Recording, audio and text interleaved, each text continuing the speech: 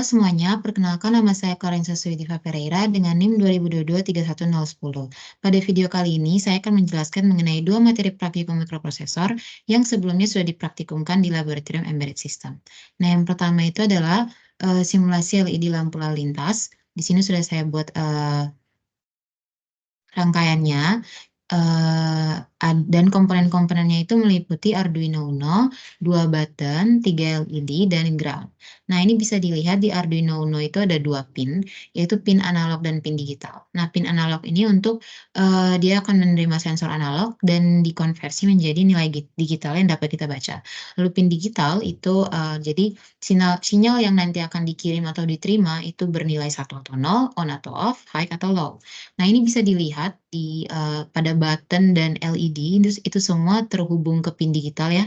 Jadi kalau green itu ke 1, yellow ke 2, red ke 3, dan 2 button secara berurutan itu ke 4 dan 5. Oke, mungkin langsung ke source code-nya aja.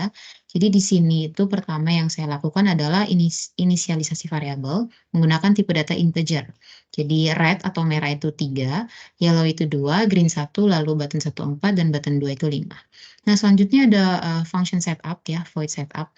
Ini untuk mengatur apa? Jadi pin analog dan pin digital itu bisa input, bisa output. Nah, itu cara tahunya output atau input itu kita atur menggunakan fungsi pin mode. Jadi di sini untuk 1, 2, 3 itu output, jadi 3 LED itu menjadi output, lalu button itu dua-duanya menjadi input.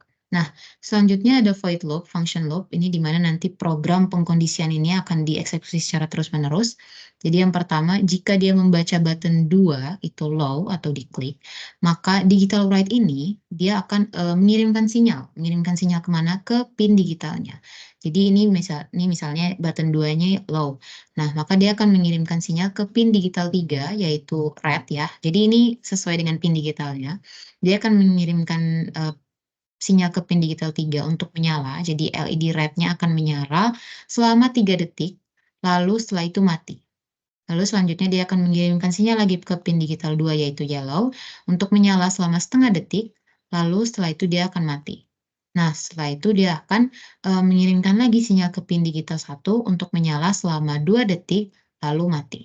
Nah, jika yang terbaca itu button 1 yang low atau diklik ya, maka dia akan mengirimkan sinyal ke pin digital 1, 2, 3, yaitu ketiga LED itu untuk menyala. Nah, kalau dia membaca button 1 itu tidak diklik ya, atau ya setelah diklik lalu tidak diklik lagi, maka pin digital 1, 2, 3-nya itu akan mati. Nah, ini mungkin langsung didemokan saja. Jadi ini misalnya di run, misalnya kita ke button 1 dulu. Ini kalau diklik, dia akan menyala semuanya, ketiga-tiganya. Lalu kalau dimatikan, baru dia mati semuanya. Oke, untuk button kedua, jika dinyalakan, maka red akan menyala terlebih dahulu selama 3 detik, lalu akan ke yellow, lalu dia akan ke green lagi. Itu untuk yang pertama. Selanjutnya yang kedua, itu kita masih menggunakan LED, di mana nanti yang akan menyala itu menyerupai bentuk 1, 2, dan 3. Nah, ini kita langsung ke source code saja. Jadi yang pertama itu sama seperti tadi ada inisialisasi variabel sesuai dengan pin digitalnya. Lalu ke setup ini kita atur semuanya 7 LED itu menjadi output. Lalu di sini ada 3 function yang nantinya akan dipanggil di function loop ya, yang akan dieksekusi. Jadi yang pertama ada void 1, itu function untuk membuat nanti yang menyala itu menyerupai angka 1. Jadi ada LED D2, D4, dan D6. Jadi dia akan menyala selama 1 detik lalu mati. Setelah itu akan dilanjutkan oleh void 2, di mana akan menyerupai bentuk 2. Itu D1, D2, D3, D4, dan D5, dan D7. Dia akan menyala selama 1 detik, lalu dia akan mati, lalu akan dilanjutkan oleh function 3.